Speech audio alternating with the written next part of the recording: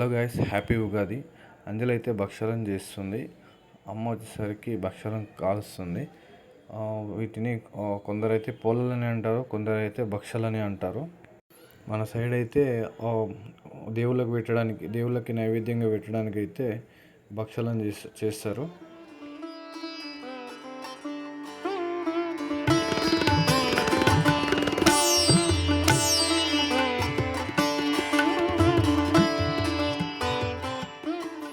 మనకైతే ఇంటి దేవతగా వీరనాగమ్మ అని చెప్పేసి ఉంటుంది.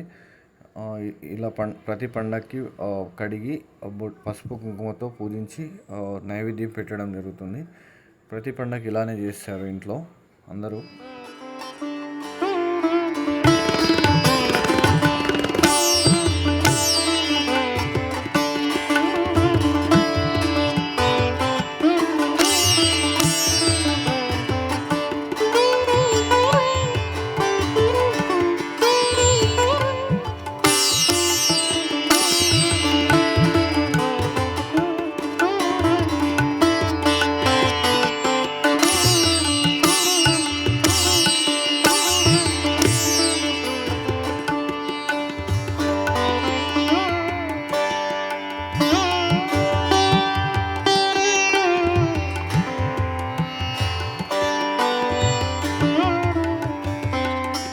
మా ఇంటి దేవత అయినటువంటి వీరనాగమ్మ అయితే ఇలా అలంకరణ చేసిన తర్వాత నైవేద్యంగా భక్ష్యాలని అన్నము అండ్ కళ్ళు సాకగా అయితే పెట్టి ఇలా పూజించడం జరుగుతుంది.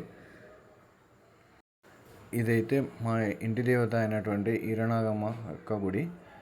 గుడిలో అయితే వీరనాగమ్మ అండ్ ఎల్లమ్మ అండ్ పరశురాముడు అయితే కొలువుతీరి ఉంటారు. పండగ అయితే ఇలా మనం నైవేద్యం అయితే పెడతాం.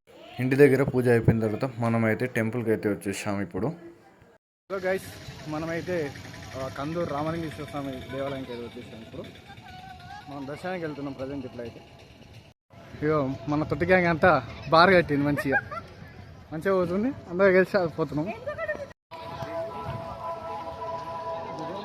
గైస్ మన వాళ్ళు అయితే లోపలికి వెళ్తున్నారు, చూడండి. ఇదైతే రథము తీరాని కూడా అంటారు.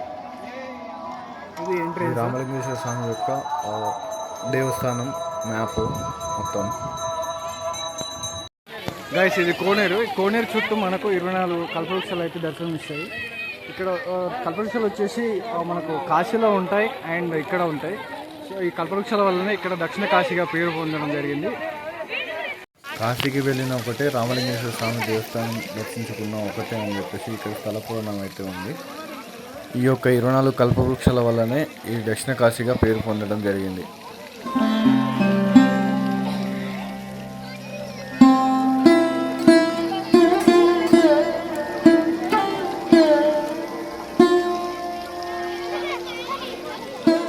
కోనేరులో చాలా చేపలు అయితే ఉన్నాయి, మనకు క్లియర్గా కనిపిస్తుంది కదా. ఇక్కడ కోనేరులో స్నానం చేస్తానని చెప్పి అంజలి అయితే నాతో పట్టుబట్టి మరి కోనేరులో దిగి స్నానం అయితే చేసింది.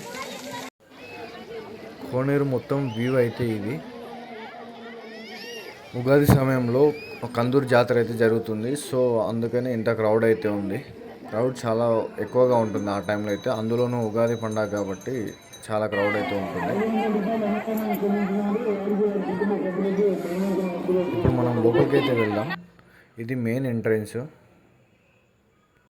లోపల చూడండి, గుడి లోపల ఎంతమంది ఉన్నారో. చాలా క్రౌడ్ అయితే ఉంటుంది ఉగాది టైంలో అయితే. మనకి నార్మల్ టైంలో కూడా ఈ టెంపుల్కి అయితే రావచ్చు. అప్పుడు మనకైతే చాలా ఫ్రీగా ఉంటుంది, చాలా పీస్ఫుల్గా కూడా ఉంటుంది. మనం దర్శనానికి అయితే ఇలా లోపలికి అయితే వెళ్ళాలి. చూడండి, క్యూ అయితే ఉంది. ఈ క్యూలో నిలబడే మనమైతే దర్శనానికి వెళ్ళాలి. దర్శనానికి కాస్త దగ్గర అయితే మనం వచ్చేసాం. అక్కడ టెంకాయలు అయితే కొడతారు. హోలీ జరిగిన తర్వాతి రోజు రథోత్సవం జరుగుతుంది. ఆ తర్వాత రోజు నుంచి ఈ జాతర అయితే మొదలవుతుంది. ఈ జాతర కేవలం 15 రోజులు మాత్రమే ఉంటుంది. 15 రోజులు అంటే పౌర్ణమి నుంచి అమావాస్య వరకు మాత్రమే ఈ యొక్క జాతర అనేది జరుగుతుంది. అక్కడైతే గర్భగుడి ఉంది కదా, అక్కడికైతే మనం వెళ్ళాలి.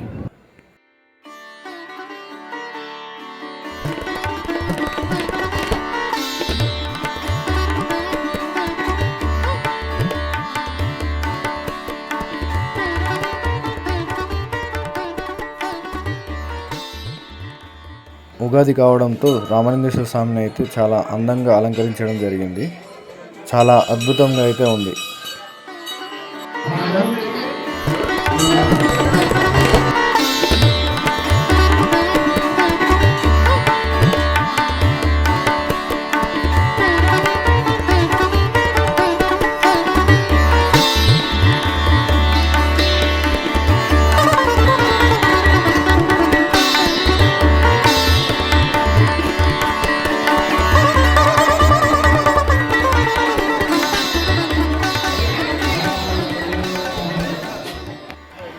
ఇది ఆలయం యొక్క గజస్తంభం.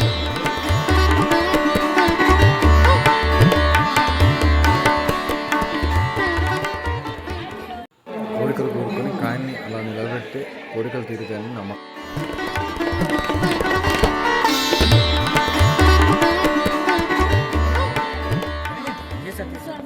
పూర్వం రామలింగేశ్వర స్వామి కొండపైన కొలుతీరి ఉన్నాడని చెప్పేసి ఇక్కడ చరిత్రలు అయితే చెబుతున్నాయి.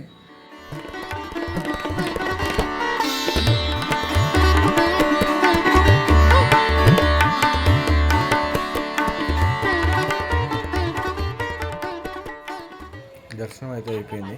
అంజలి ఇంకా వంట చేస్తుంది ఇక్కడ. అండ్ చికెన్ రైస్ అయితే వండుతున్నారు వదిన అండ్ అంజలి. అందరు ఇక్కడైతే రెస్ట్ తీసుకుంటున్నారు.